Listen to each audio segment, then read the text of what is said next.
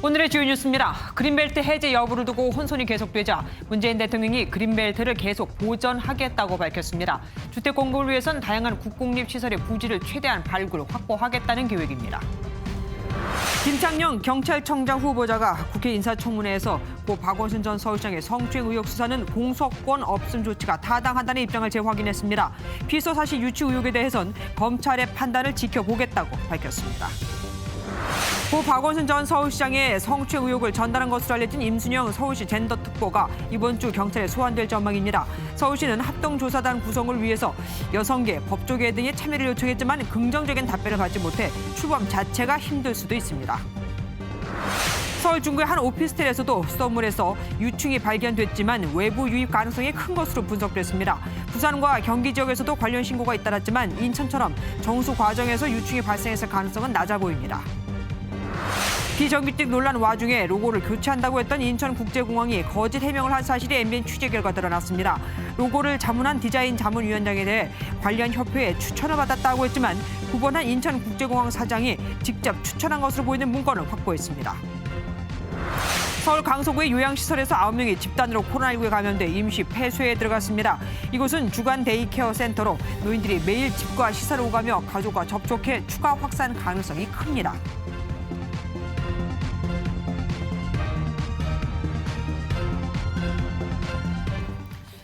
홍남기 경제부총리는 그린벨트 해제 가능성을 열어두고 정세균 총리는 아니라고 하고 이렇게 말이 다 다르자 결국 문재인 대통령이 나서서 정리했습니다. 미래 세대를 위해 그린벨트는 보전하고 대신 군 태릉 골프장 등을 주택 부지로 활용하는 방안을 검토하라고요. 황재형 기자가 보도합니다. 문재인 대통령은 청와대에서 정세균 국무총리와 주례 회동을 하고 개발 제한 구역, 즉 그린벨트를 계속 보전하기로 했습니다. 문 대통령과 정 총리는 미래 세대를 위해 그린벨트는 필요하다며 이같이 결정했습니다. 지난주부터 그린벨트 해제를 두고 당정과 여당 대권주자 간 의견이 엇갈리며 논란이 일어난 가운데 문 대통령이 종지부를 찍은 것입니다. 대신 문 대통령은 서울 태릉 골프장 등 국공립시설 부지를 주택 건설에 활용하는 방안을 마련할 것을 지시했습니다. 이런 공급책과 함께 문 대통령은 풍부한 유동자금이 부동산보다는 주식시장에 집중되도록 정부가 유도해야 한다고 밝혔습니다. 외국인 투자자들에게 좌우되던 우리 주식시장의 불안정성을 크게 낮추는 등 여러 가지 긍정적인 효과가 있습니다. 미래통합당은 정부의 부동산 정책이 갈팡질팡하면서 국민의 불안감을 키우고 있다고 비판했습니다. 총리고 장관이고 할 것 없이 지난 3년간의 국민 고통에는 아무 말 없다가 갑자기 이제야 나타난 광야의 초인 행세를 하고 있습니다.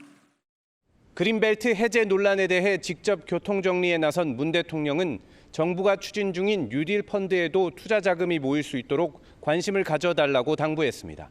MBN 뉴스 황재현입니다. 그린벨트를 풀지 않고 수도권의 양질의 주택을 공급하기 위해서는 결국 좋은 택지를 얼마나 확보할 수 있느냐가 관건이 될 겁니다. 어디가 거론되고 있는지 이병주 기자가 알아봤습니다. 서울 송파구의 9,500세대 규모 헬리오시티와 맞닿은 탄천 유수지입니다. 지난 2013년 1,600세대 규모의 공공주택을 지으려던 사업이 좌초되면서 현재는 체육시설 등으로 쓰이고 있습니다. 이라도 그게 뭐 어느 한 부서에 딸리면 수월한데 서울시도 있고 구청도 있고 막 섞이면 쉽지 않아요. 정부는 단기간 내 주택 공급 효과를 높일 수 있는 부지로 이와 같은 도심 속 유휴 부지를 다시 눈여겨보고 있습니다. 서울시가 관련 사실을 부인했지만 대치동 서울무역전시장과 삼성동 서울의료원 부지 등도 함께 유력 후보지로 거론됩니다. 도심 속 군시설도 택지 개발 영순입니다. 대통령 검토 지시에 따라 국방부도 태릉 골프장의 택지 개발 논의를 진행하겠다고 밝힌 만큼 태릉 일대 개발이 다시 주목받고 있습니다. 군 전용 시설인 태릉 골프장뿐 아니라 바로 옆 육사부지까지 확보하면 150만 제곱미터를 택지로 개발할 수 있어 주택 2만 채가량의 공급이 가능해집니다. 이 밖에도 정부는 서울 역세권 등에서 정비 사업을 진행할 경우 용적률을 대폭 높여 일부를 공공임대 주택으로 공급하는 방안도 검토 중입니다. 업계에서는 서울 일부 지역 역세권 용적률만 손봐도 3, 4년 사이 3천 가구 이상을 공급할 수 있을 것으로 예상하고 있습니다. 공급 물량을 늘리는 대책만으로도 심리적 안정과 집값 안정에는 상당히 도움이 될 것으로 판단됩니다. 현재 가능한 모든 수단을 검토 중인 정부는 이르면 다음 주 수도권 주택 공급 방안을 발표할 것으로 보입니다. MBN 뉴스 이병주입니다. 실효성 있는 부동산 대책을 마련하는 게 현실적으로 힘들어서일까요? 김태년 더불어민주당 원내대표가 국회와 청와대를 세종시로 이전하자며 행정수도 카드를 다시 꺼내 들었습니다. 다주택자 투기도 적극 단속하겠다고 했는데 일부 야당 의원들은 야유를 보내기도 했습니다. 주진희 기자입니다. 21대 국회 첫 교섭단체 대표 연설에 나선 김태년 더불어민주당 원내대표가 행정수도 이전 카드를 꺼냈습니다. 수도권 과밀화와 부동산 문제 해결을 위해 청와대와 국회 등을 세종시로 이전하자고 제안한 겁니다. 국회가 통째로 세종시로 이전해야 합니다. 아울러 더 적극적인 논의를 통해 청와대와 정부 부처도 모두 이전해야 합니다. 김 원내대표는 실거주 1주택자 외에 나머지에 대해 매매와 취득, 보유에 대한 규제를 강화하고 초과 이익을 환수하겠다고도 밝혔습니다. 다주택자 법인 등에 대한 관련 세율을 현실에 맞게 높이기로 했습니다. 주택 임대사업자 제도도 대폭 축소하기로 했습니다. 다주택자 언급에 일부 미래통합당 자리에서는 야유가 나오기도 했습니다. 청와대는 행정수도 이전에 대해 사전 교감은 없었지만 여야가 논의해야 할 부분이라며 지켜보겠다는 입장을 밝혔습니다. 또 김 원내대표는 최근 민주당 소속 광역단체장들의 일탈에 대해 피해자들에게 사과하고 피해자 보호와 진상규명, 성비 처벌 강화를 약속했습니다. MBN 뉴스 주진희입니다. 김태년 민주당 원내대표가 꺼내든 행정수도 이전 카드에 통합당은 이미 위헌 결정이 난 사안이라고 일축했습니다. 수도를 옮기려면 개헌을 해야 하는 거죠. 또한 수도를 옮기면 서울 집값이 떨어지는 게 아니라 세종 집값을 더 부추길 것이라는 전망도 나왔습니다. 이미 세종시는 올해 가격 상승률 1위를 기록하고 있는데 말이죠. 전정인 기자입니다. 지난 2004년 헌법재판소는 참여정부가 야심차게 추진했던 행정수도 이전에 대해 위헌 결정을 내렸습니다. 헌법에 명시돼 있지는 않지만 서울이 수도라는 점이 관습 헌법에 해당된다는 게 당시 헌재의 판단이었습니다. 결국 수도 이전 계획은 사실상 무산됐고 청와대와 국회 등을 제외한 일부 정부 부처만 세종시로 옮기는 데 그쳤습니다. 김태년 민주당 원내대표가 또다시 행정수도 카드를 꺼내들자 통합당은 즉각 이미 위헌 결정이 난 사안이라고 일축했습니다. 판결문에 의해서 그렇게 할 수 없다는 것이 이미 결정이 됐는데 이제 와서 헌법재판소 판결을 뒤집을 수는 없는 거 아니에요?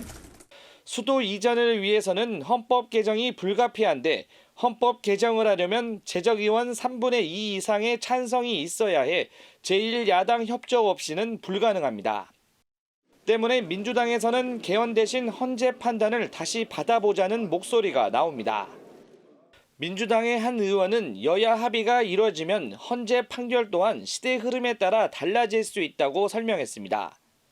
또 국회 분원 설치 등 헌법 개정 없이도 추진할 수 있는 것부터 우선 시작하자는 주장도 제기되고 있습니다. 민주당이 또다시 행정수도 이전에 불을 지피면서 이를 둘러싼 여야의 공방도 치열해질 것으로 보입니다. MBN 뉴스 전정인입니다. 김창룡 경찰청장 후보자에 대한 국회 인사청문회에선 예상대로 고 박원순 전 서울시장 사망 관련 질의가 쏟아졌습니다. 하필 김 후보자가 부산에 있을 때 오거돈 전 시장 성추행 사건도 터졌던 터라 김 후보자의 청문회는 마치 박원순, 오거돈 성추행 청문회를 방불케 했습니다. 고정수 기자입니다. 김창룡 경찰청장 후보자 인사청문회는 고 박원순 전 서울시장 사망 관련 의혹과 수사 상황을 듣는 자리나 다름없었습니다. 여야를 가리지 않고 질의가 집중된 겁니다. 성추행 의혹 부분에 대해서 경찰 수사가 필요하다고 생각을 하고 계십니까? 피고소인이 사망을 해서 존재하지 않기 때문에 관련 규정에 따라서 공소권 없음으로 조치하는 게 타당하다고. 김 후보자는 박 전 시장의 사망 경위와 성추행 의혹 관련 2차 가해, 방조 수사는 진행 중이라고 설명했습니다. 경찰이 청와대에 박 전 시장의 성추행 혐의 피소 사실을 보고했다고 밝힌 상황에서 박 전 시장에게 수사 정보가 전해졌다는 유출 의혹과 경찰이 무관한지도 쟁점이었습니다. 검찰 수사 결과 경찰에서 유출됐다, 이런 결론이 나오면 어떻게 책임을 지시겠습니까? 유출자 조치 등 그에 합당한 조치를 취하는 것이 바람직하다고 생각합니다. 김 후보자는 검찰의 수사를 지켜보며 현재까지 경찰 유출 정황은 없는 것으로 알고 있다고 선을 그었습니다. 한편 김 후보자는 현재 부산지방경찰청장으로서 맡고 있는 오거돈 전 부산시장 성추행 혐의 수사에 대해선 일체 은폐나 좌고 우면 없이 철저히 수사하고 있다고 밝혔습니다. MBN 뉴스 고정수입니다. 고 박원순 전 서울시장을 둘러싼 여러 의혹 해결의 키맨으로 꼽히는 박 전 시장에게 처음 성추행 의혹을 전달한 것으로 알려진 임순영 서울시 젠더 특보가 이번 주 경찰에 소환될 전망입니다. 경찰은 박 전 시장의 휴대전화 포렌식 작업을 위해서 유족과 일정도 조율 중입니다. 강세영 기자가 보도합니다. 임순영 젠더 특보가 조만간 경찰 소환 조사를 받을 전망입니다. 임 특보는 성추행 소문을 고 박원순 전 서울시장에게 처음 전달한 것으로 지목되고 있습니다. 임 특보는 개인적인 이유로 소환 조사를 미뤄왔는데 경찰은 이번 주 안으로 임 특보를 부를 방침입니다. 다만 경찰 관계자는 구체적인 소환 일정은 확인해 줄 수 없다며 제3의 장소에서 조사할 가능성도 있다고 밝혔습니다. 경찰은 임 특보를 불러 박 시장과 나눈 대화 내용 등을 확인할 것으로 보입니다. 또 경찰은 박 전 시장의 아이폰 포렌식 작업을 위해 유족과 일정을 조율하고 있습니다. 일정이 안 잡혀 휴대전화를 열지 못한 것으로 알려졌는데 휴대전화를 연 후에 포렌식 가능 여부를 판단하게 됩니다. 아이폰을 가지고 있는 서울지방경찰청 자체적으로 해제가 어렵다고 판단되면 비밀번호 해제 프로그램이 있는 경찰청으로 휴대전화를 넘길 방침입니다. 일반적으로 사용을 했을 경우에는 계속해서 이렇게 지속적으로 잠김이 되거든요. 그 이스라엘 셀레브라이트사의 제품을 사용해서 해정 시도를 하면은 아마도 되지 않을까. 의혹 해결 열쇠로 꼽히는 임 특보의 입과 박 전 시장의 휴대전화에 관심이 쏠리고 있습니다. MBN 뉴스 강센입니다. 서울시 합동조사단은 출범을 약속한 지 닷새가 지났지만 아직 구성에도 첫 발을 떼지 못하고 있습니다. 여성계 3곳, 법조계 3곳, 인권계 3곳 등 총 9곳의 참여 의사를 문의했지만 한 곳에서만 관심을 조금 보였을 뿐이었거든요. 게다가 피해자 지원단체는 경찰이 수사를 하지 않고 그냥 뭉개려는 분위기라며 이번 주 2차 기자회견까지 예고했습니다. 강영호 기자가 보도합니다. 서울시가 구상 중인 합동조사단은 여성계와 법조계, 인권위가 추천한 전문가 9명으로 구성됩니다. 여성계는 피해자 지원단체 2곳과 한국여성단체연합이, 법조계에선 한국여성변호사회외 2곳이 서울시로부터 참여 문의를 받았습니다. 피해자 지원단체 2곳은 3차례 공문에도 응답이 없고 한국여성변호사회는 경찰 수사가 우선이라며 사실상 거부 의사를 밝혔습니다. 한국젠더법학회 한 곳만 문의가 있었을 뿐 나머지 단체들도 묵묵부답입니다. 피해자 지원단체 외의 단체들조차 긍정적인 답변이 없는 상황에서 조사단 구성 자체가 힘들 수 있다는 우려가 나옵니다. 서울시는 수요일까지 답변을 기다린 뒤 출범 여부를 최종 결정한다는 방침입니다. 요청한 상태에서 그 이유를 말한다는 거는 우리가 좀 예의가 아닐 것 같고, 뭐 만약에 끝까지 최악의 경우라면 여성 단체 자체는 무조건 포함시켜야 되고 어떤 형태로든. 피해자 변호를 맡고 있는 김재련 변호사는 이번 주 중 2차 기자회견을 하겠다고 예고했습니다. MBN 뉴스 강용호입니다. 문재인 대통령이 박지원 국정원장 후보자를 비판한 주호영 미래통합당 원내대표의 발언을 매우 부적절하다고 비판했습니다. 주 원내대표도 다리 아닌 손가락만 보지 말라고 즉각 반박하면서 외교안보라인 청문회에 치열한 공방이 예상됩니다. 신동규 기자입니다. 박지원 국정원장 후보자를 둘러싼 여야 공방에 청와대가 가세했습니다. 주호영 원내대표가 어제 SNS에 글을 올려 박 후보자에 대해 적과 친분 관계가 있다, 내통하는 사람이라고 표현하자 대통령이 이례적으로 직접 비판에 나선 겁니다. 문 대통령은 매우 부적절한 발언이라며 아무리 야당이라도 어떻게 그렇게 말할 수 있느냐고 말했다고 강민석 청와대 대변인이 전했습니다. 주 원내대표는 손가락이 아니라 달을 보기 바란다고 재차 반박했습니다. 국정원장을 친북 인사로 채우면 한반도 평화가 바로 이루어지느냐고 되물으면서 정상회담 쇼를 위해 북한 비위 맞추기에 올인한 인사를 국정원장에 임명한 의도가 뻔하다고 지적했습니다. 사흘 앞으로 다가온 이인영 통일부 장관 후보자에 대한 청문회도 논란을 예고하고 있습니다. 이 후보자가 북한의 남북 공동연락사무소 폭파의 책임을 묻기 어렵다고 밝혔기 때문인데 통일부도 같은 입장입니다. 남북관계 특수성상 손해배상 청구 등 사법 절차에 따라 문제를 해결하는 데는 한계가 있을 수밖에 없습니다. 주호영 미래통합당 원내대표가 철저한 검증을 예고하면서 무난할 걸로 예상했던 국회의원 출신 두 후보자의 청문회에 긴장감이 고조되고 있습니다. MBN 뉴스 신동규입니다. 더불어민주당 대표 후보자 등록 첫날 이낙연, 김부겸 두 후보가 접수를 마쳤습니다. 최근 지지율 하락을 의식한 탓인지 이재명 경기지사에게 쫓겨서인지 이낙연 의원은 정치 현안에 적극적으로 입장을 내놓겠다고 강조했습니다. 조창훈 기자입니다. 더불어민주당 차기 당대표 후보 등록 첫날, 이낙연 의원은 현충원 참배를 마친 뒤 직접 당사를 찾아 접수를 마쳤습니다. 이 의원은 고 박원순 시장 성추행 의혹을 의식한 듯 도덕성 회복 등의 문제를 책임 있게 해결해 거대 여당다운 당의 모습을 갖추겠다고 밝혔습니다. 정치 현안에 대해 과도하게 신중하다는 비판에 대해서는 스스로 굼뜨다고 인정했지만 대처가 좀 굼뜨고 둔감했다, 고 생각합니다. 최근 논란이 된 그린벨트 해제에 대해 반대의 뜻을 밝히는 등 앞으로 좀 더 자유롭게 의견을 개진하겠다고 강조했습니다.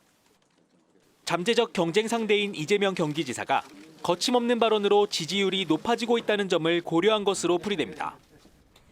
임기 2년의 당대표로 차별화를 꾀한 김부겸 전 의원은 후보 등록도 캠프 직원에게 맡긴 채 강원도를 찾아 금강산 재개 등을 약속하는 지역 행보를 계속했습니다. 이런 가운데 박주민 최고위원이 당대표 출마를 고심 중인 것으로 전해져 양자구도이던 당권 경쟁 구도에 변화가 있을지 주목됩니다. MBN 뉴스 조창훈입니다. 최근 지지율 상승세가 뚜렷한 이재명 경기도지사가 확실한 차별화된 자기의 목소리를 내고 있습니다. 내년 4월 재보궐선거에서 서울 부산시장 무공천을 주장했거든요.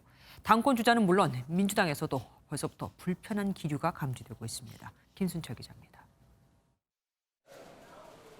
대법원 판결 이후 연일 정치 현안에 목소리를 내고 있는 이재명 경기지사가 서울과 부산시장 선거 공천에 부정적인 입장을 밝혔습니다.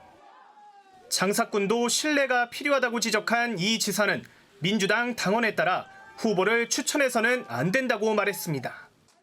정말 아프고 손실이 크더라도 기본적으로 약속을 지키는 게 맞다고 생각해요. 공천하지 않는 게 맞다고 생각하고요. 민주당 내부에서는 불편한 기색이 역력합니다. 김부겸 전 의원은 서울과 부산시장 보궐선거를 치러 반드시 승리해야 한다고 재차 강조했고, 이낙연 의원은 당원들의 의견을 들어봐야 한다며 말을 아꼈습니다. 집권 여당으로서 어떤 길이 책임 있는 자세인가 당 안팎의 의견을 들어서 결정하게 될 것입니다. 정청래 의원은 자신의 SNS에 이 지사를 겨냥한 듯 혼자 멋있기 운동은 적절하지 않다, 당원들에게 길을 묻자고 비꼬았습니다. 한편 이 지사는 불가피하게 공천하려면 국민에게 석고되지 않은 정도의 사죄를 하고 규정을 바꿔야 한다고 말했습니다. MBN 뉴스 김순철입니다.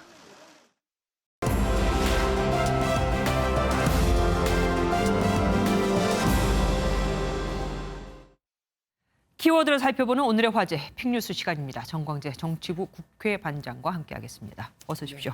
정 반장, 오늘 첫 번째 키워드가 오차범위입니다. 무슨 얘기입니까? 자주 쓰는 말이죠. 여론조사할 때 나오는 거잖아요. 요즘은 여러 사회 문제와 정치적 이슈에 대해서 여론조사가 광범위하게 활용이 되고 있습니다. 여론조사를 이해할 때 가장 중요한 용어 가운데 하나가 바로 오차범위인데요.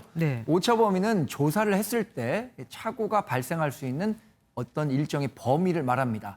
예를 들어서 여론조사에서 오차범위 플러스 마이너스 3.5%다 이런 말은 지지율이 30%인 경우 지지율 범위가 26.5%에서 33.5% 사이라는 뜻입니다. 오늘 나온 여론조사에도 오차 범위 안으로 지지율 격차가 줄어든 결과가 있었습니다. 그러니까 오차 범위 안에 있다는 건 결과가 얼마든지 바뀔 수도 있다 이 얘기잖아요. 오늘 나온 것 중에 어떤 게 그런 게 있었습니까? 차기 대권 주자 지지율과 관련한 조사였습니다. 그동안 문재인 정부 첫 국무총리 출신인 이낙연 더불어민주당 의원이 거의 독주하다시피 높은 지지율을 유지하고 있었는데요. 오늘 나온 조사에서 이 의원은 23.3%의 지지율을, 이재명 경기지사는 18.7%로 집계됐습니다. 윤석열 검찰총장도 14.3%의 지지율을 기록했는데요. 이 조사의 오차 범위가 플러스 마이너스 3.1%입니다. 그러니까 계산해 보면 이 의원과 이 지사의 지지율 차이는 오차 범위 안으로 줄어들 수 있다는 점을 알 수 있습니다. 이렇게 이 의원하고 이 지사가 오차 범위 안에 든 건 처음 아닙니까? 그렇습니다. 예. 이낙연 의원은 지난 4월에 서울 종로 당선과 함께 민주당의 총선 승리를 이끌면서 40%대 지지율을 기록할 정도로 고공행진을 이어갔었는데요. 이후 지지율은 하락하는 추세입니다. 반면에 이 지사는 코로나19 대응과 공직선거법 위반 혐의에 대한 대법원 판결 이후에 상승세를 보이면서 격차를 줄이고 있습니다. 그동안 대세론을 이어왔던 이 의원 측에서는 상당히 곤혹스러운 결과로 보이는데요. 여론조사 전문가 얘기 직접 들어보겠습니다. 이 경기지사로서의 유권자가 가장 많은 곳에서 도정을 펼치고 있기 때문에 앞으로도 이낙연 의원이 당권을 잡는다고 하더라도 두 사람 간의 경쟁 체제는 더욱 치열해질 것으로 전망됩니다. 이렇게 오차 범위 이내로 나온 여론조사 결과가 또 있었습니까? 네, 이 정당 지지율 조사와 관련해서도 처음으로 이 오차 범위 내로 좁혀지는 결과가 있었는데요. 그동안 더불어민주당 지지율은 미래통합당을 줄곧 오차 범위 밖에서 앞서 있었습니다. 그랬죠. 이번에 처음으로 민주당과 통합당 지지율이 오차 범위 내로 줄어든 조사 결과가 나왔는데요. 민주당 지지율은 35.3%, 통합당 지지율은 31%였습니다.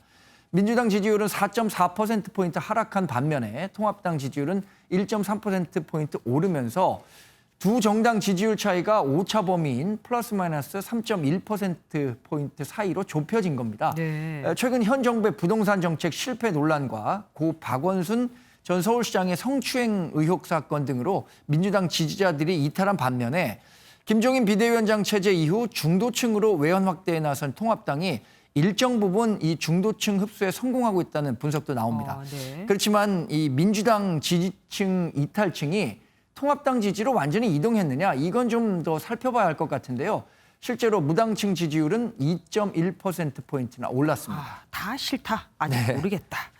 두 번째 키워드 보겠습니다. 이민, 재민. 저 한자가 뭡니까? 이재이라는 말은 많이 썼던 말이죠. 그러니까 경쟁 관계에 있는 다른 사람을 공격하기 위해서 또 다른 경쟁자를 활용한다는 뜻인데, 이민, 재민은 통합당이 민주당의 실수를 이용해서 그 민주당 자체를 공격하고 있다, 이런 뜻을 담고 있습니다. 오늘 진행된 통합당 회의실을 보면 쉽게 이해할 수 있을 것 같습니다.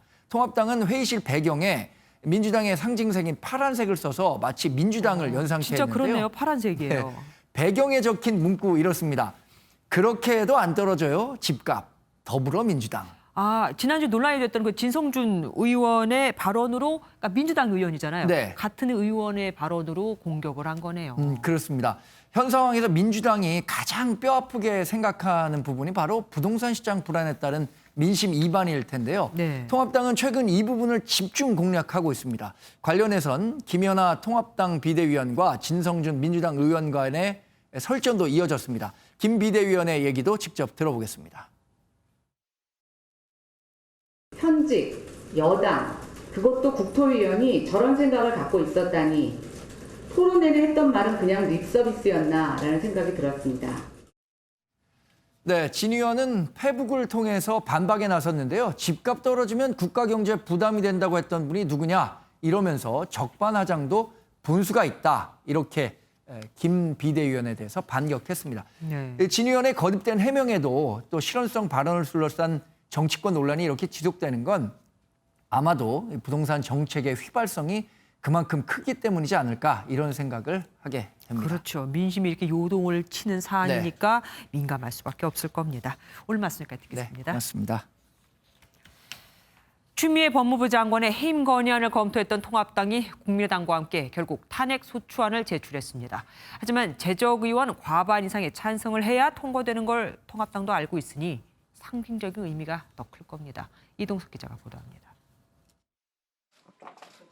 미래통합당이 검찰 장악 논란의 중심에 선 추미애 법무부 장관에 대해 탄핵 소추안을 국회에 제출했습니다.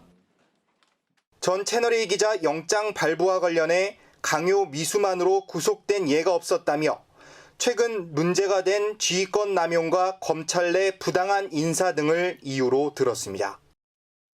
역대 어느 법무부 장관보다도 많은 위법과 품위 손상과 본회의에서 민주당으로부터도 많은 찬성표가 있을 것으로 기대를 합니다. 국민의당도 탄핵 소추안에 찬성하며 통합당에 힘을 실었습니다. 법무부 장관이라는 자리에서 물러날 때까지 야당은 힘을 모아 탄핵 소추를 위한 노력을 계속할 것임을 말씀드립니다. 추 장관에 대한 탄핵 소추안은 내일 국회에 보고된 뒤 규정에 따라 72시간 내인 오는 24일 본회의에서 표결이 이루어집니다. 재적의원 과반이 찬성해야 하는데 여권 의석수가 180석에 육박해 탄핵안이 통과될 가능성은 희박합니다. 통합당은 지난 1월에도 추 장관에 대한 탄핵안을 발의했으나 72시간 내에 본회의가 열리지 않으며 소추안은 자동으로 폐기된 바 있습니다. MBN 뉴스 이동석입니다. 채널A 전 기자와 한동훈 검사장 간의 대화 내용을 담은 녹취록이 일부 공개되는 등 강요 미수 사건을 놓고 논란은 커지고 있습니다. 한 검사장은 오보를 한 KBS에 대해 허위 사실을 알린 취재원이 누구인지 밝히기 전까지는 고소를 취하지 않겠다고 밝혔습니다. 손기준 기자가 보도합니다. 이모 전 채널A 기자 측이 지난 2월 한동훈 검사장과 나눈 대화의 녹취록을 일부 공개했습니다. 내용을 보면 한 검사장은 유시민 노무현 재단 이사장에 대해 전혀 모른다. 금융범죄 규명이 우선이다라고 밝힙니다. 또 이철 전 대표 측에게 편지를 썼다고 전하자 한 검사장이 그런 거 하다가 한 건 걸리면 되지라고 답한 부분에 대해 변호인은 잘 해보라는 덕담에 불과하다고 설명했습니다. 그제 KBS가 지난 2월 채널A 이전 기자와 한 검사장이 만나 유 이사장이 신라젠 주가 의혹에 연루됐다고 주장하기로 공모했다고 보도하자 반박에 나선 겁니다. 사건을 수사 중인 검찰도 보도가 사실과 다르다는 태도를 보이자 KBS는 하루 만에 해당 보도에 대해 사과의 뜻을 표했습니다. 하지만 한 검사장 측은 KBS 등을 명예훼손 혐의로 검찰에 고소하고 나서 허위 사실을 알린 취재원을 밝히기 전까진 고소 취하는 없다고 말했습니다. 논란과 별개로 검찰은 한 검사장을 검찰 수사심의위원회가 열리는 오는 24일 이전에 소환한다는 방침입니다. 검찰은 오늘 이번 사안을 처음 보도한 MBC 장모 기자를 소환한 데 이어 오후엔 구속 상태인 이 전 기자도 불러 조사했습니다. MBN 뉴스 송규준입니다. 인천에 이어 서울 중구에서도 수돗물 유충 신고가 들어왔죠. 부산과 경기 등에서도 비슷한 신고가 잇따랐지만 인천처럼 정수 과정에서 유충이 발생했을 가능성은 낮아 보인다고 합니다. 이현지 기자가 보도합니다. 서울 중구 만리동 소재 오피스텔에서 수돗물 유충이 발견됐습니다. 붉은색의 길이는 약 1cm 정도입니다. 종류는 아직 확인되지 않았습니다. 서울시 상수도사업본부는 해당 유충과 건물 지하 저수조물을 채취해 서울물연구원에 맡겨 분석을 의뢰했습니다. 분석 결과 추가로 유충이 나오지 않았고 정수장에서도 문제가 발견되지 않았습니다. 그 한 집만 발생했다는 얘기면 아무래도 외부 유입이나 건물 내부의 어떤 그런 상황 이렇게 좀 볼 수 있을 것 같아요. 관련 신고는 전국에서 잇따랐습니다. 부산에선 지난 14일 이후 11건이 접수됐는데 조사 결과 인천처럼 정수 과정에서 발생한 경우는 없었습니다. 경기도에서도 10여 건이 신고돼 정수장 53곳을 긴급 점검했습니다. 파주 운정신도시도 5건이 신고됐습니다. 이 중 3건은 인천 수돗물 유충인 깔따구 유충이 아닌 나방파리 유충으로 확인됐습니다. 나방파리 유충은 정화조나 화장실 배수구에서 번식하는데 소독 후 남은 잔류 염소 때문에 수돗물에선 서식이 불가능합니다. 수돗물 유충 공포가 전국으로 퍼지면서 정세균 국무총리는 환경부에 전국 정수장 484곳을 긴급 점검하라고 지시했습니다. MBN 뉴스 이현재입니다. 전국 곳곳에서 수돗물 유충이 발견됐다는 신고가 접수되면서 생수 판매량이 급증했습니다. 이뿐만이 아닙니다. 수돗물에 불순물을 걸러주는 필터를 설치하는 집도 늘었습니다. 판매량이 무려 17배가 는 겁니다. 서영수 기자가 취재했습니다. 배달 서비스를 운영하는 서울의 한 편의점으로 생수 배달 주문이 들어옵니다. 수돗물에서 벌레가 발견됐다는 소식이 전해진 이후 생수를 찾는 고객이 부쩍 늘고 있습니다. 수돗물 유충 사태가 터진 이후로 매장에서 물을 찾는 분도 많아지셨고요. 배달을 시키시는 분이 많아지신 것 같습니다. 정수기가 수돗물을 걸러준다고는 하지만 먹는 물에 유충이 있다는 게 찝찝하기 때문입니다. 특히 수돗물 유충이 처음 발견된 인천 서구와 부평 등은 대용량 생수 판매가 폭발적으로 증가하고 있습니다. 집에서도 저도 정수기를 쓰고 있기는 한데요. 그런 사태들이 좀 일어나면서 편의점에서 생수를 사 먹거나 아니면 화장실 수도꼭지에 불순물을 걸러주는 필터 수요도 늘고 있습니다. 가정집은 물론 샤워 시설이 있는 수영장 등에서도 필터를 설치하려는 소비자가 늘면서 지난해 이맘때보다 판매량이 17배나 증가한 겁니다. 이제 샤워 필터기로 교체를 하신다고 그러더라고요. 필터기 있는 그 샤워기로다가.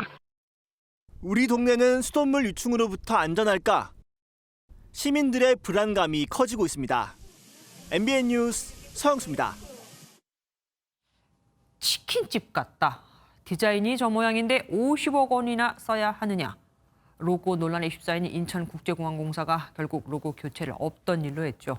인천공항공사는 로고 자문을 맡은 디자인 혁신 자문위원장이 구본환 사장 추천이 아닌 협회 추천이라고 해명했었는데 이 또한 사실이 아니었습니다.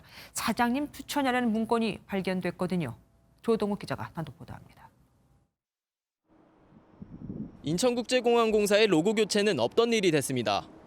코로나19로 경영이 안 좋은 상황에서 50억 원 정도를 써 굳이 로고를 바꿔야 하냐는 비판을 수용한 겁니다. 공사 측은 로고 자문을 맡은 디자인 혁신 자문위원장이 구본환 사장 추천 인사라는 의혹에 대해서도 반박했습니다. 위원장은 관련 학회와 단체 등에서 추천받은 디자인 전문가이며 사장과 연령, 동창, 지역 등이 다르며 친구도 아니다라고 설명했습니다. 그분이 워낙 그쪽에 조금 권위 있는 그래서 그쪽에 디자인 협회랑 그 단체에서 추천을 받아서 저희가 한 거거든요.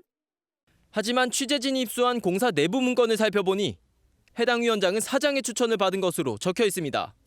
해당 위원장도 지난해 6월 위촉 당시 직접 구본환 사장의 전화를 받았다고 말했습니다.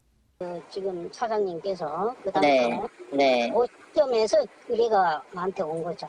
인천국제공항 디자인 혁신 자문위원을 좀 맡아달라. 공사 측이 사실과는 다른 해명을 내놓은 겁니다.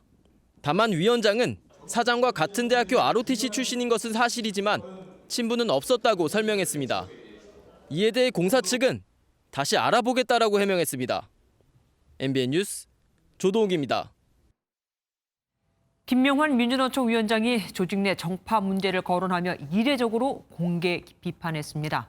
일부 정파의 반대로 조직 전체의 의결권이 좌우돼 왔다면서요. 김형 기자가 보도합니다. 김명환 민주노총 위원장이 조직 내 일부 정파가 의사결정을 좌지우지하고 있다며 공개 비판했습니다. 위원장이 나서서 민주노총 내 정파 문제를 공개적으로 언급한 것은 매우 이례적입니다. 정파 조직이 대중조직 위에 군림한다거나 이 사회적 교섭이 중단되거나 100만 민주노총이라는 이 대중조직에는 해가 되는 길이라고 확신합니다. 오는 23일 임시대의원 대회에서 투표를 앞두고 정면 돌파 의지를 내보인 것으로 풀이됩니다. 반대파들은 맞불 기자회견을 열고 김 위원장을 비판했습니다. 김명환 위원장은 더 이상 최종안을 아전인수격으로 왜곡한 것을 중단해야 한다. 최종안을 당장 스스로 폐기하는 것이다. 김 위원장은 민주노총 내 최대 계파로 알려진 국민파에 속해 있지만 중앙파와 현장파의 반대에 부딪히면서 추인 가능성은 불투명한 상황입니다. 제일 노총이 된 만큼 어떤 노사정 대타협에 전향적인 자세로 임하면 더 좋지 않을까 이런 생각입니다. 임시대의원 대회 투표는 전자투표로 진행됩니다. MBN 뉴스 김현입니다. 평창 동계올림픽에서 영미 신드롬을 일으켰던 컬링 팀킴이 모처럼 카메라 앞에 섰습니다. 1년 8개월 전 지도자들의 전횡을 폭로했지만 바뀐 게 없다며 심지어 징계를 받은 인사가 다시 복귀해 팀을 관리하고 있다며 이대로라면 제2의 팀킴, 제2의 최숙현 사태를 피하지 못할 거라고 주장했습니다. 전남주 기자가 보도합니다. 지난 2018년 11월 김경두 전 대한컬링경기연맹 부회장 등 지도자들에게 폭언과 욕설을 듣고 부당한 처우를 당했다고 폭로한 팀킴. 이후 문화체육관광부와 대한체육회, 경상북도는 5주간 특정 감사를 벌였고 선수들의 주장은 대부분 사실로 드러났습니다. 하지만 사태 발생 1년 8개월이 지난 현재 경북체육회는 달라진 게 없다고 팀킴은 주장합니다. 관련자들의 사법 조치가 진행되고 있는 것 외에는 문체부 감사 결과에 대한 어떠한 행정적 조치도 이루어지지 않고 있을 뿐 아니라 팀킴은 자신들이 속한 경북컬링협회가 여전히 김경두 일가의 지인들로 차 있다고 밝혔습니다. 특히 특정감사 이후 6건 이상의 징계와 사법조치 권고를 받았던 한 인사는 2개월의 정직 징계를 마치고 복직해 자신들 팀킴을 관리하고 있다는 겁니다. 징계 종료 후 다시 컬링팀을 관리하는 체육진흥부장으로 복직하셨고 저희는 여전히 모든 훈련과 일정에 대해 A 부장의 관리 아래에서 훈련 중입니다.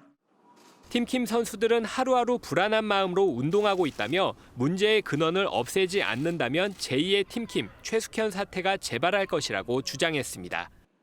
MBN 뉴스 전남주입니다. 과거 수천억 원대 사기 행각을 벌여 징역형을 받았던 제5공화국 큰손 장영자 씨가 전두환 씨의 부인 이순자 씨를 명예훼손 혐의로 고소했습니다. 이순자 씨가 자서전에서 장영자 씨의 범행 과정을 언급했는데 자신은 이순자 씨의 이름을 팔고 다닌 적이 없다는 거죠. 김보미 기자가 보도합니다. 전두환 정권 당시 권력자들과의 특수 관계를 이용해 수천억 원대 어음 사기를 저질렀던 장영자 씨. 장 씨는 전두환 전 대통령의 처삼촌인 고 이규광 씨의 처제이자 중앙정보부 차장이었던 고 이철희 씨의 아내로 지금까지 4차례 사기 행각으로 총 33년 옥살이를 하게 된 인물입니다. 그런데 장 씨가 최근 이순자 씨가 펴낸 자서전의 내용을 문제 삼으며 이 씨를 명예훼손 혐의로 고소했습니다. 지난 2017년 출간된 이 씨의 자서전에는 내 측근이라고 사칭하는 한 여자가 큰 규모의 사업을 벌이고 있고 세간의 풍문에 따르면 내가 그녀를 통해 온갖 사치품들을 구해다 쓰고 있다는 내용이 담겨 있습니다. 또 장 씨 부부가 기업들을 유인하려고 최고위층, 특히 청와대의 특별 비호를 받는 듯 위장해왔다. 나도 생면부지나 다름없는 한 여자의 대담한 사기 행각의 피해자였다는 구절도 나옵니다. 즉 장영자 씨가 이순자 씨의 이름을 내세워 범행을 저질렀다고 자서전에 언급한 겁니다. 하지만 장 씨는 범행 과정에서 이순자 씨를 언급한 적이 없다면서 해당 내용이 허위 사실이라며 검찰에 고소장을 접수했습니다.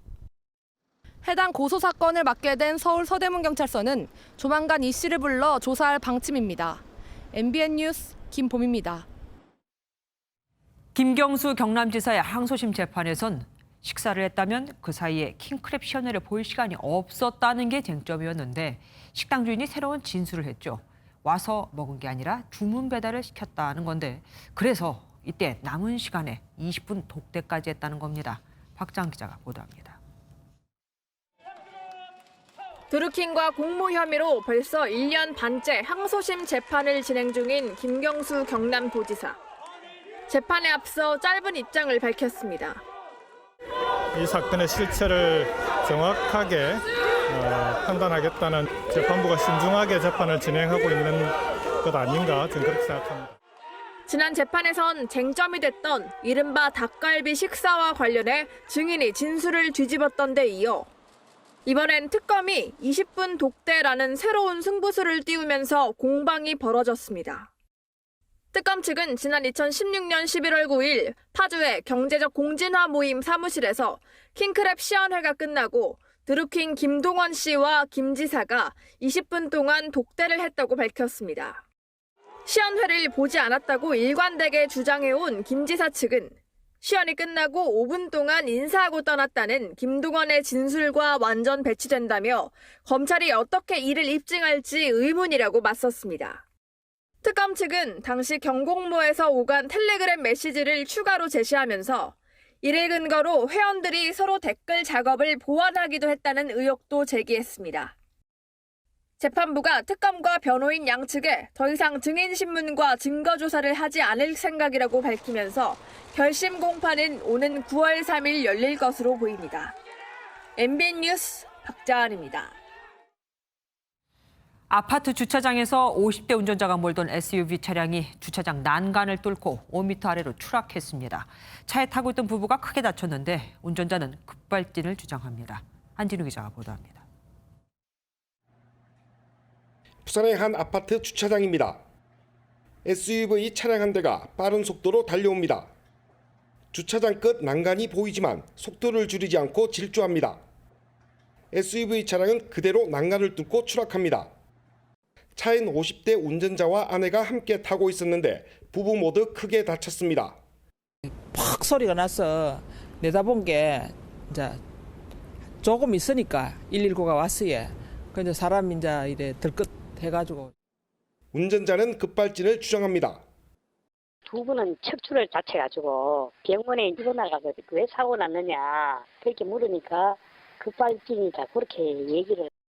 난간을 뚫고 아파트 또 다른 주차장으로 추락한 차량은 주차돼 있던 차량 2대를 덮쳤지만 다행히 추가 인명피해는 없었습니다. 경찰은 목격자의 진술과 차량의 사고 기록 장치 등을 분석해 정확한 사고 원인을 밝힐 계획입니다. MBN 뉴스 안진우입니다. 북한 김정은 위원장이 평양 종합병원 건설 현장에서 공사가 제대로 되지 않고 있다며 호되게 질책했습니다. 당 창건 75주년까지 완성하라고 했는데 대북 제재와 중국 국경 폐쇄로 원자재 공급도 안 되고 주민 부담은 늘어 불만이 쌓이니 초조해지는 거죠. 배준우 기자가 보도합니다. 북한 김정은 국무위원장이 평양 종합병원 건설 현장을 찾았습니다.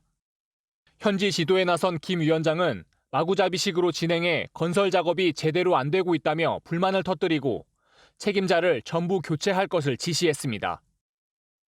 설비 자재 보장 사업에서 정책적으로 심히 탈선하고 있으며 각종 지원 사업을 장려함으로 해서 인민들에게 오히려 부담을 들씌우고 있다고 호되게 질책하셨습니다. 대북 제재와 중국 국경 폐쇄로 건설 자재 보급이 원활하지 않아 공사가 지연되자 압박에 나서는 한편 부족한 건설 자금을 주민들의 상납금과 지원 물자로 충당하면서 쌓인 불만을 무마하려는 조치로도 풀이됩니다. 실제 북한은 지난 3월부터 해외 주재원들에게 $100 이상씩 충성 자금을 징수하고 경제난에 시달리는 주민들에게 자발적 지원을 요구해 불만이 큰 것으로 알려졌습니다. 예민의 지도자 이미지를 부각시킨 차원에서도 매우 중요한 과제라고 봐야 되고 지금의 상황들을 돌파해야 된다는 강력한 의지 표명을.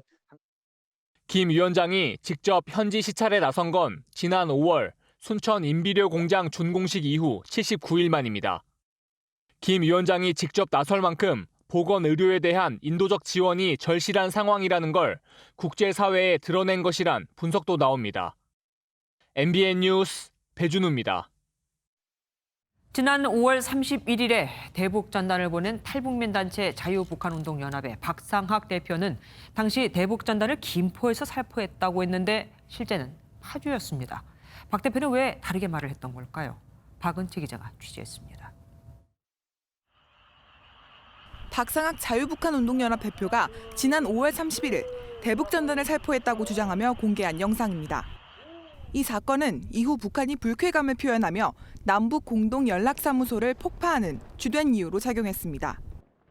당시 박 대표는 자신들이 경기도 김포에서 대북 전단을 날렸다고 밝혔는데 경찰 조사 결과 박 대표가 전단을 살포한 곳은 김포가 아닌 파주였던 것으로 드러났습니다.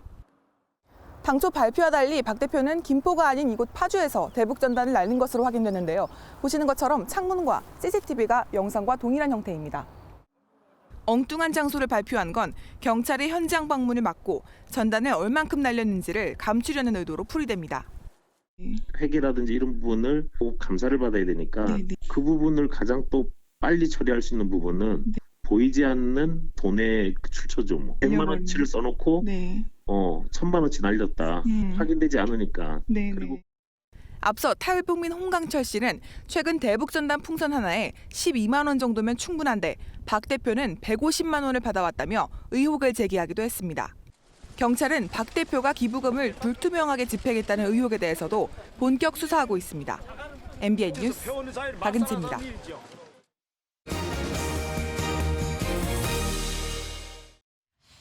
어르신들이 주로 이용하는 서울 강서구의 한 데이케어 센터에서 이틀 새 9명이 코로나19에 감염됐습니다. 데이케어 센터는 노인들이 집과 이 센터를 매일 오가기 때문에 감염 확산의 우려가 큽니다. 이미 지난달부터 위험성이 지적되어 왔지만 많은 곳에서 운영을 계속해왔습니다. 전민석 기자가 보도합니다. 노인 요양시설인 서울 강서구의 한 데이케어 센터입니다. 이곳을 방문한 80대 남성이 코로나19에 확진됐고 하루 만인 오늘 8명의 추가 감염자가 나왔습니다.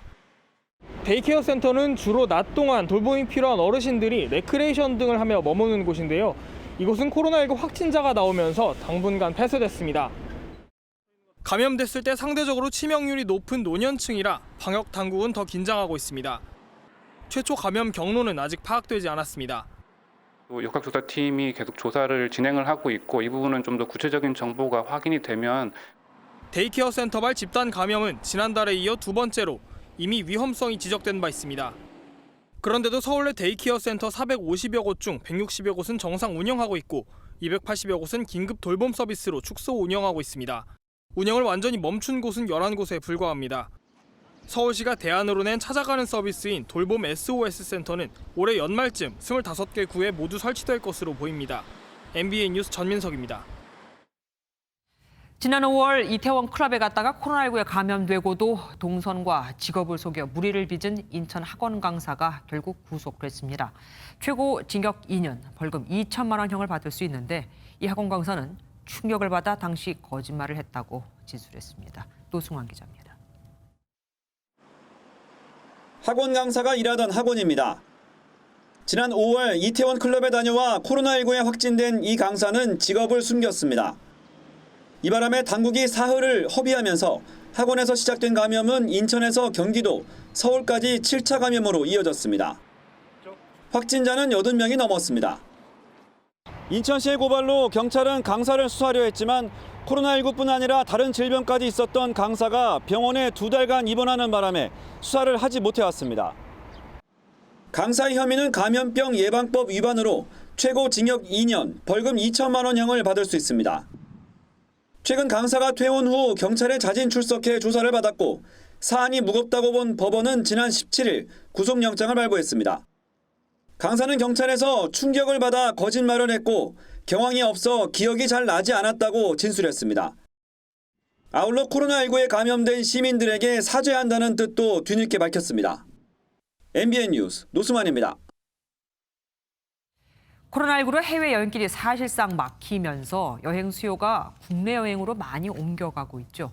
방역 당국은 여행을 간다 해도 사람이 많이 몰리는 관광지는 피해달라고 재차 당부했습니다. 그런데 오는 17일은 임시 공휴일 지정을 검토한다고 하죠. 시민들은 헷갈립니다. 강대엽 기자가 취재했습니다.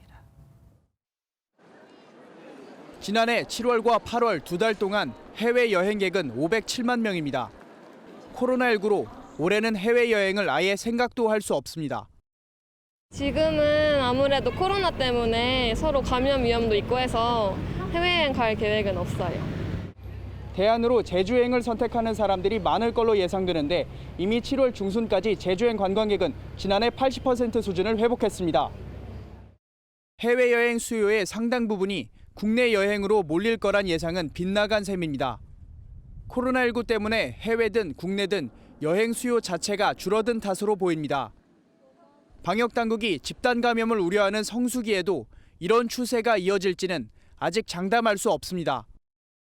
올여름에는 안전한 집에서 그간 보고 싶었던 영화나 책을 보며 피로를 푸는 방법도 고려해 주시길 기대합니다.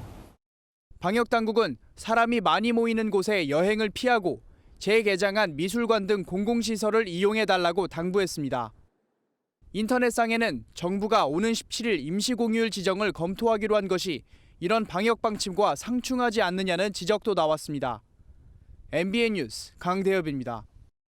기상 상황과 상관없이 농약을 주지 않아도 채소가 사계절 내내 쑥쑥 자라는 농장. 서너 달 뒤면 100% 생분해되는 일회용 비닐봉지 빨대. MBN 특별기획 K-뉴딜 대한민국 대전환. 오늘은 농업과 환경 분야의 미래 모습을 그려보겠습니다. 박유영 기자가 현장을 취재했습니다. 하루 1톤 가까운 채소가 생산되는 스마트 농장입니다. 비가 오나 눈이 오나 실내는 20도에서 23도, 습도와 이산화탄소 역시 채소가 자라는 데 최적의 상태로 통제됩니다. 먼지나 병충해 걱정이 없어 농약을 칠 필요도 없습니다. 여기 보시면 햇볕 역할을 하는 LED 색깔이 다른 걸 볼 수 있습니다. 새싹 수준인 육묘 쪽은 조금 더 하얗고 어느 정도 채소가 자란 쪽은 조금 더 노랗습니다. 생육 단계에 따라 LED 광과 영양분 농도가 다르게 설정되기 때문입니다. 농업 기술에다 센싱 기술, 사물 인터넷 기술이 결합돼 가능한 일입니다. 사람이 필요한 작업이 있어요. 이제 파종을 한다든지 아니면 이제 수확을 한다든지 나중에 되면은 파종부터 시작해서 이제 작물의 상태, 이제 수확까지 전부 다 자동화가 될 수 있도록. 이번엔 비닐봉지와 빨대, 일회용 컵 등을 만드는 제조업체입니다. 여기서 생산되는 모든 제품의 공통 키워드는 생분해. 비닐 등을 사용한 뒤 땅에 매립하면 서너 달 만에 100% 분해돼 다시 땅으로 돌아가는 겁니다. 이 업체는 생분해되는 마스크와 아이스팩 등도 개발 중입니다. 다음 세대를 위해 또 플라스틱을 지향합니다. 앞으로도 합성 수지를 한 톨도 쓰지 않을 계획입니다.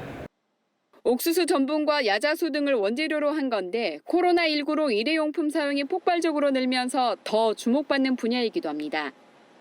정부 역시 한국형 뉴딜의 일환으로 이런 친환경 산업에 과감하게 투자하겠다고 밝혔습니다.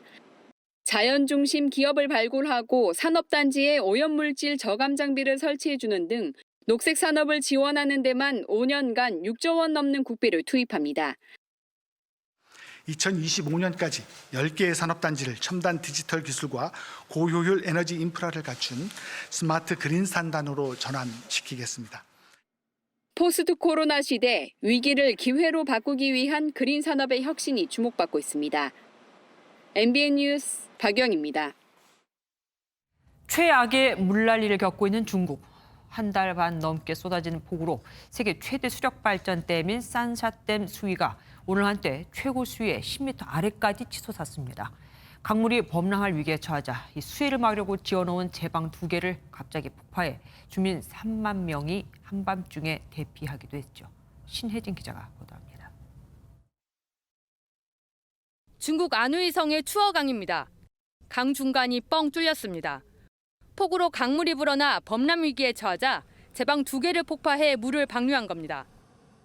谢洪河出口楚江口闸上水位从19日的最高峰14.39米下降到19日12时的13.83米. 이 때문에 주민 2만 9천 명이 한밤중에 대피했습니다. 중국 남부 지역이 최악의 물폭탄을 맞으면서 433곳에서 강물이 넘쳤습니다. 현재까지 140여 명이 사망하거나 실종됐고 이재민은 무려 3천만 명이 발생했습니다.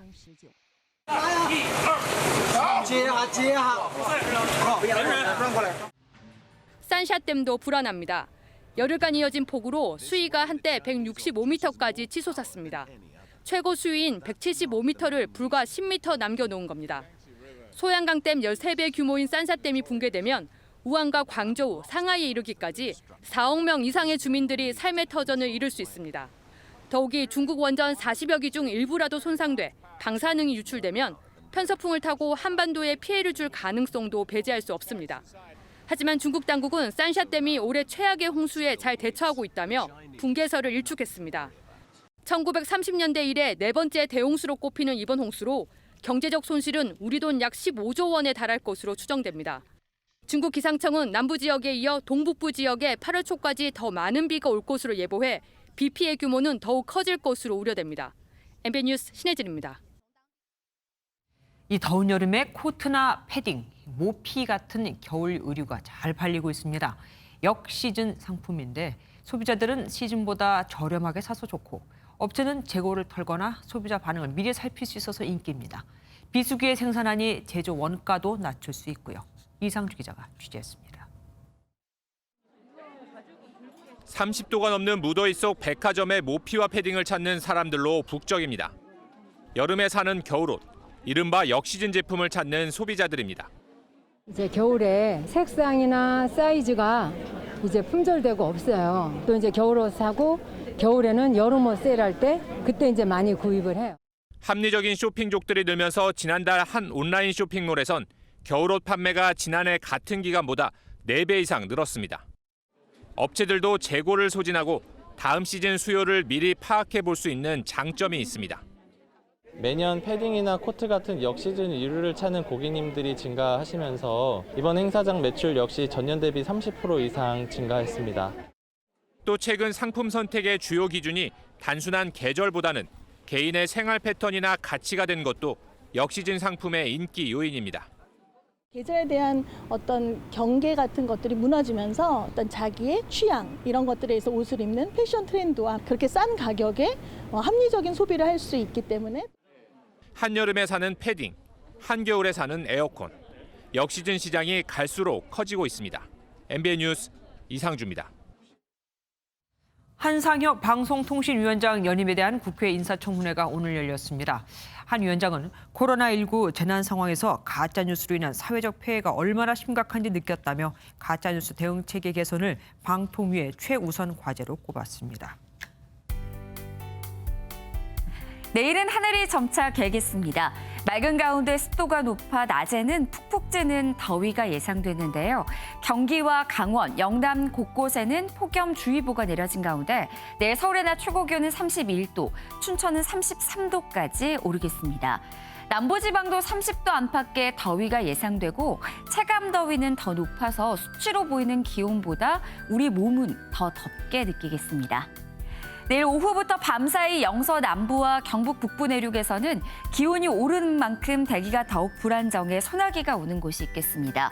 양은 5에서 20mm가량이고요. 남해안과 제주를 따라서는 내일 20에서 60mm가량의 장맛비가 더 내리겠습니다. 내일 새벽까지 내륙을 따라서는 빗방울이 떨어지는 곳이 있겠습니다. 내일 남해안과 제주는 대체로 흐리겠고 습도가 높아 남부지방, 체감온도는 이보다 더 높게 나타나겠습니다.